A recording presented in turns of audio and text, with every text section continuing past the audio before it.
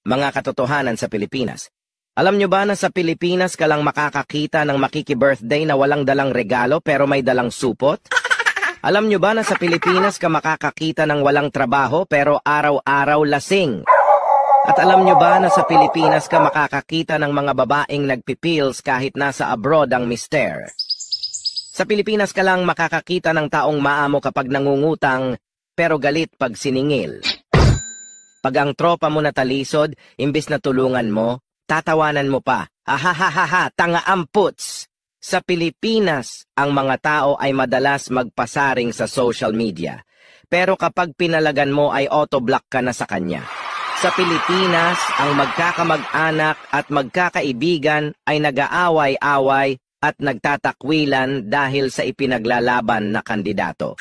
At sa araw ng botohan ay pipicturan ang daliri na may tinta at ipopost sa social. Mga